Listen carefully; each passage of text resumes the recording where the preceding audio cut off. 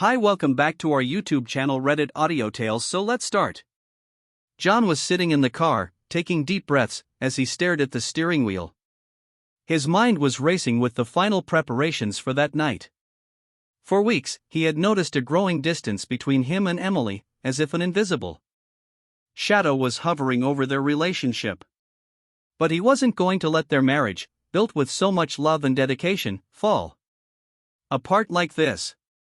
Tonight, he had a card up his sleeve, a special night, prepared with every detail thought out to rekindle what was once spontaneous and vibrant.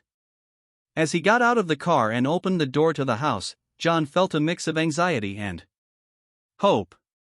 The scent of freshly bought flowers filled the air, and he hurried to place them in an elegant vase that Emily adored.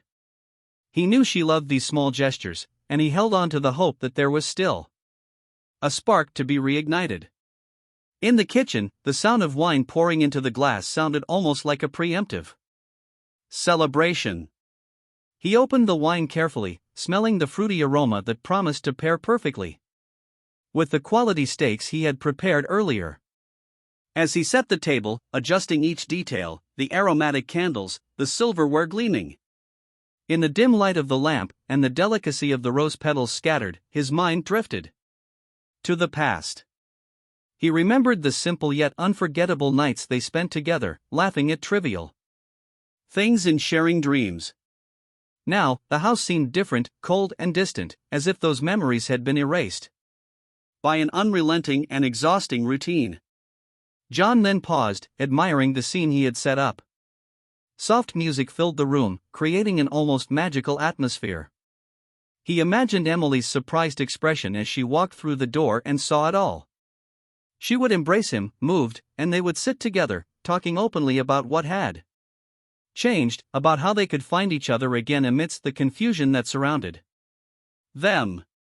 But for a moment, a shadow of doubt crept in. What if she didn't react as he hoped? What if, instead of gratitude, there was only indifference? One shook his head, pushing away those dark thoughts. No, he couldn't think like that. He had put in the effort, poured his heart into that moment, and believed that it was the right thing to do. He went to the bedroom, quickly changing into a shirt that Emily had complimented many times before. The woody fragrance he wore on special occasions and now filled the air, blending with the scent of candles and the aroma of food starting to waft through the house. Everything was perfect, just as he had planned. John took a deep breath, feeling his anxiety transform into a calm determination. With one last look at the carefully prepared setting, he sat at the table, waiting for the familiar sound of the door opening. His heart was pounding, but he was confident. This night would be a turning point, the chance he needed to reignite the passion and re-establish the bond that he knew still existed between them.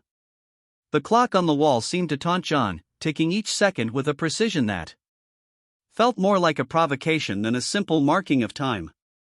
He got up from the chair for the third time, walking over to the window to peek out at the quiet street. The sun had already set, and the darkness of early evening enveloped the neighborhood, giving the atmosphere a sense of anticipation.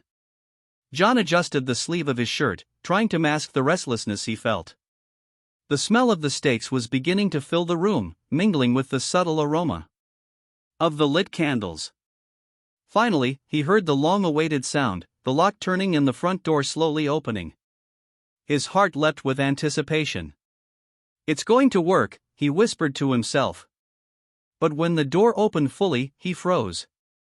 Emily entered, but she wasn't alone. A tall man, with a confident expression and an easy smile, accompanied her. They were talking animatedly, oblivious to John's presence in the room. Every word exchanged between them felt like a punch that hit John squarely. He took a step back, as if physically struck, trying to understand what was happening.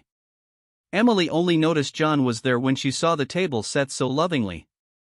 The surprise on her face was evident, but not in the way he expected. John watched as her discomfort turned to embarrassment and, finally, into a forced attempt at a smile. "John," she began, her voice slightly trembling, "I didn't expect you to be home so early." The man beside her stepped forward and extended his hand, a gesture that seemed out of place in such a strange context. "Pleasure to meet you, I'm Michael. Pleasure of the construction company where Emily works." John looked at the extended hand, not knowing how to react. His mind was still trying to process the presence of this man there, in the room he had turned into a romantic setting for him and his wife. But something in Michael's tone, his relaxed posture, and the furtive glances he exchanged with Emily made John understand what was happening before anyone said a word. His friendly smile felt like a provocation, and Emily's expression only confirmed his worst fears. The discomfort in the air was palpable, and the silence that followed was heavy like a storm cloud about to burst. "So, John, Michael, and I were going to," Emily hesitated, the words dying in her mouth. She looked at the set table, the candles, the wine, the carefully prepared steaks, and her expression wavered between guilt and surprise. "I had no idea you were planning something special." John felt a knot tighten in his throat. He wanted to ask so many things, wanted to scream, cry, demand an explanation. But, at the same time, everything seemed so clear, so painfully obvious. In a pure impulse, he walked over to the table and, with a firm gesture, extinguished one of the candles, the smell of wax and burnt wick mixing with the already heavy atmosphere.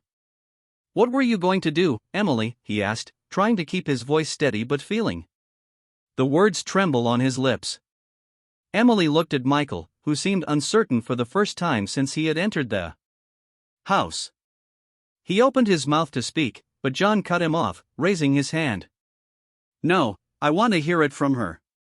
Emily took a deep breath, as if trying to gather courage. "We were going to spend the weekend together. Out of town." John felt the ground open up beneath his feet. He looked at her, waiting for some explanation that would make it all make sense, something that would justify what she was doing.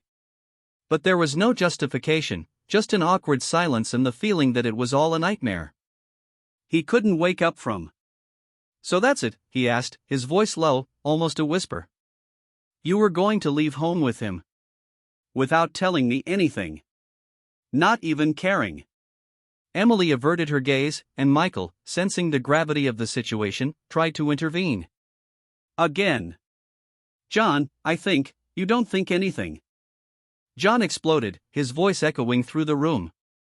"I can't believe you had the audacity to come into my house, to stand here, to look at everything." I prepared and still try to say something. He pointed to the door, his gaze fixed on Michael. "I want you to leave." Michael hesitated, but one look from Emily was enough to make him understand it was best to comply. He took a step back, looked at Emily, and then left, closing the door softly behind him. The silence that followed was unbearable. John looked at Emily, his eyes full of hurt and pain.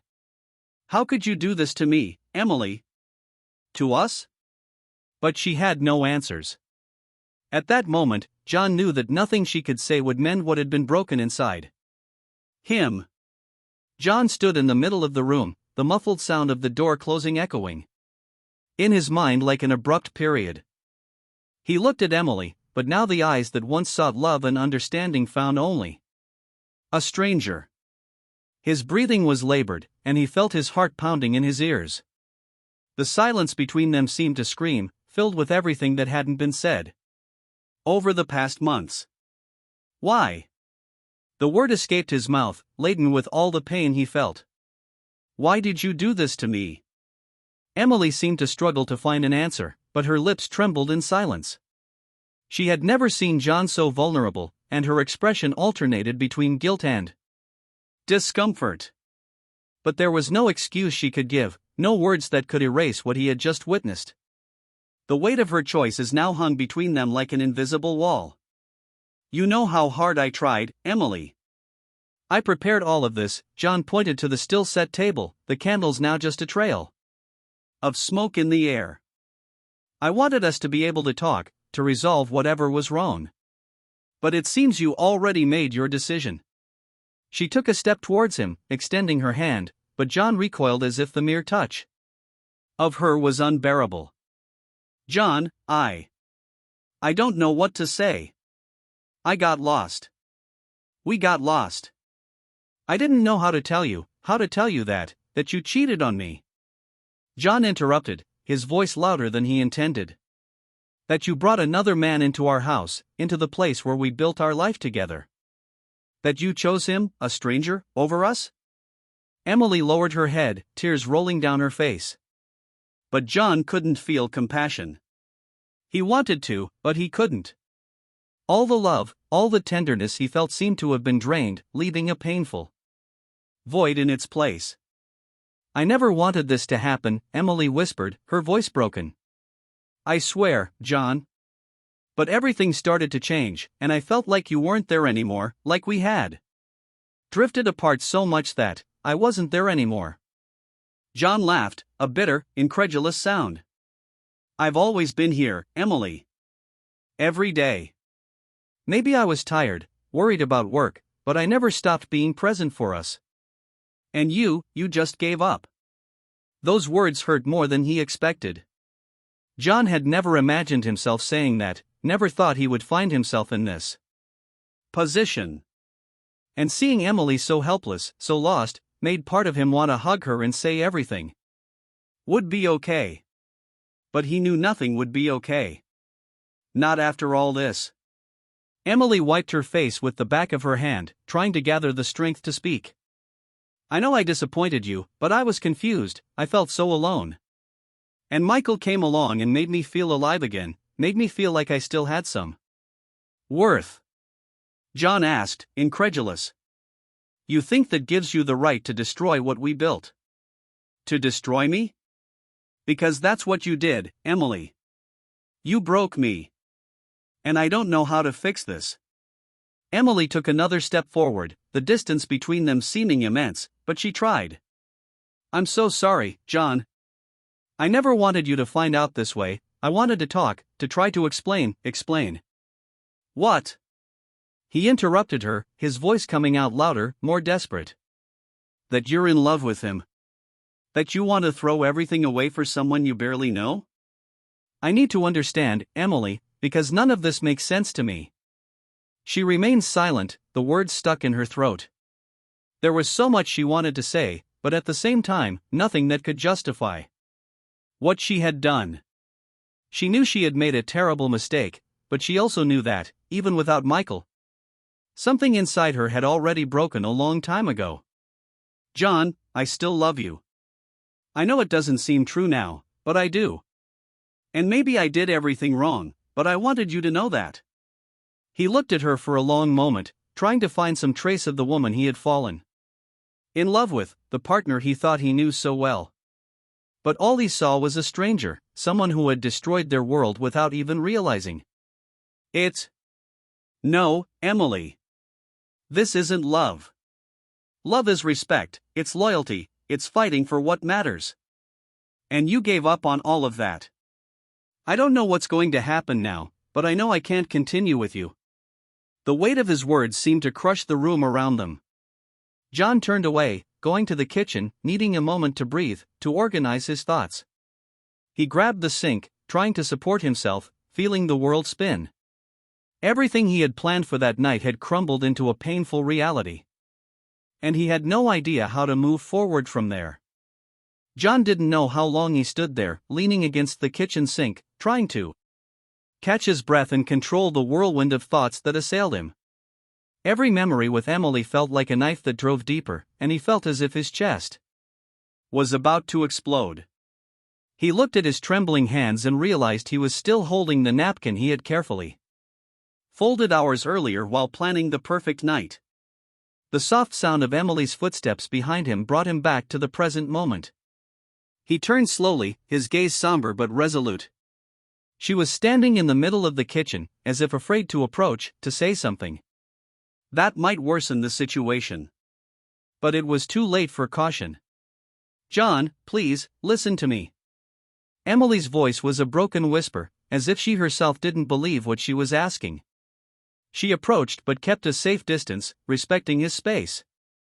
I know I don't deserve your forgiveness, I know what I did was unforgivable, but I don't want us to end like this, without at least trying to understand what happened.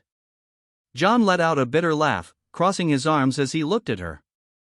Understand? You want me to understand what, Emily? That you preferred to spend a weekend with another man instead of trying to save our marriage? That you didn't have the courage to talk to me before making that decision? Emily shook her head, tears streaming down her face once again. I felt lost, alone. And when Michael appeared, I felt wanted again, like I still had something to offer, like I was still important. Important? John exclaimed, incredulous. You think you need another man to feel important? And what about me, Emily? Did I never make you feel that? Because, to me, you were always everything.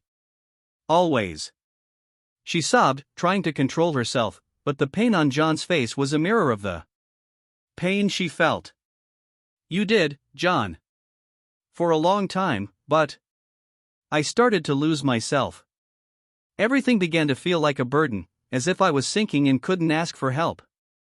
John felt the anger subside a little, replaced by a deep sadness. He took a step back, leaning against the wall. And you didn't think I deserved to know that? That maybe, together, we could find a way to save what we had. But no, you just gave up. Emily looked at him, her face wet with tears, and, for the first time that night, he saw something beyond guilt. He saw genuine remorse, a sorrow that consumed her from within. I know I should have talked, I know I should have fought, but I was so tired, John. Tired of trying to be the perfect wife, the perfect woman.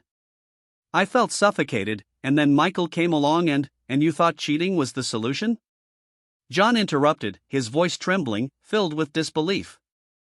You thought that would make you feel better, get you out of the suffocation?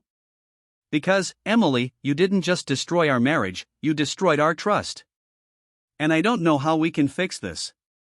Emily took a step forward, as if trying to reach a version of him that could still love her, that could still see her beyond the unforgivable mistake she had made. I'm willing to try, John. I know I messed up, but if you still have any love for me, I'm here, willing to do anything to prove to you that we can still be happy. John closed his eyes for a moment, trying to push away the pain that threatened to drown him. He always thought their love was strong enough to withstand anything, but now everything felt fragile, brittle. I don't know, Emily. I don't know if I can trust you again. Because it's not just about you cheating on me. It's the way you did it, how you came in here with him, into our home, without thinking about what that would mean. He moved closer, so close that he could feel her unsteady breathing. I understand that you don't want to forgive me now. And maybe you never will. But I need you to know that I still love you, that I still believe we can find a way. John opened his eyes, looking directly at her. And for the first time, he saw a reality with brutal clarity. He still loved her, of course he did. But that love was now tainted, shattered by a betrayal he never imagined he would experience. That love, though still alive, was incapable of erasing what had happened. I loved you so much, Emily, he said, his voice breaking at the end. And part of me still loves you. But what you did, you broke something inside me that may never be fixed. And I don't know if I want to try. He saw her face contort with pain, but there was nothing more he could do to ease that. The damage was done, and now they were just the wreckage of what was once a happy marriage. The months that followed were an emotional roller coaster for John. He tried to rebuild himself, one step at a time, but every corner of the house seemed to whisper memories he struggled to forget. The void left by Emily was like an open wound that, now and then, burned unexpectedly. Fans and families surrounded him, offering support, but deep down, John knew this was a path he would have to walk alone. He threw himself into work, trying to fill every minute of his day with some task, anything that would keep his mind off the painful memories. The nights, however, were harder. The silence of the house seemed to echo his loneliness, and Emily's absence in the bed beside him was a constant reminder of what he had lost, or maybe, what he had freed himself from, he still wasn't sure. It was on one of those nights, while he watched some random movie he barely paid attention. 2. That the doorbell rang. He wasn't expecting visitors, and, upon opening the door, the shock was immediate. There was Emily, thinner, with deep dark circles, and a look of someone who had carried a burden greater than she could bear. "John, I know it's late. I know maybe I shouldn't even be here, but I need to talk to you," she said, her voice low, almost pleading. He hesitated for a moment, every part of his being screamed to shut her out of his life. Once, and for all. But something in her expression made him take a step back and open the door a bit wider. "Come in," he said, his voice almost emotionless. Emily entered slowly, as if every movement required immense effort. She looked around, recognizing every detail of the house that was once her home. Everything seemed the same, yet completely different at the same time. The silence between them was heavy, and John watched her, waiting for her to explain the reason for this unexpected visit. Emily began, her voice faltering. She took a deep breath and tried again. "I wanted to apologize.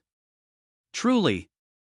Not for my words, but for my actions, for everything I put you through." John remained silent, his arms crossed, just listening. "I've thought a lot about everything that happened, and I know I hurt you more than I ever imagined. I ruined our marriage, hurt you in a way that I may never be able to repair." She looked at him, her eyes pleading for something she didn't even know what it was. "I tried to move on, tried to convince myself that what I did made some sense, but all I felt was an even greater emptiness. Michael, we're not together anymore. I realized that what I was looking for wasn't him. It was something I lost inside myself." John felt a pang of sadness and empathy, but he remained firm. "And what do you want from me, Emily? To forgive you? To pretend nothing happened?" He shook her head quickly. "No, I know I don't have the right to ask that of you. I just wanted you to know that I understand now. I understand what I lost, and I understand that moving on is the best thing for you." "Then why are you here?" he asked, his voice laden with deep exhaustion. "Why now?" Emily hesitated before answering, as if choosing each word carefully. "As I needed to see you. I needed to look into your eyes and admit that I was wrong, admit that the problem wasn't you, it never was. And I hope that one day you find someone who loves and values you as you deserve." John watched her for a long moment. He no longer felt anger. There was only a sense of sadness, of bitter acceptance. Maybe part of him still wished things had been different, but he knew that love had turned into something he could no longer sustain. "I hope you find peace too, Emily." "I really do," he said, his voice soft but firm. "But I can't give you that anymore. I need to move on. I need to find myself again." Emily nodded, silent tears streaming down her face. "I understand, John. And I'm sorry for everything." He just nodded, without more words. And for the second time, he saw her leave through that door, knowing that this time it was forever. When the door closed, John felt a strange sense of relief. As if, finally, a cycle had ended. Now he could really start over, in a way he had never imagined. It wouldn't be easy, he knew that. But for the first time in a long time, he felt he could face the future with hope. Thanks for listening this story. I will meet you in next one.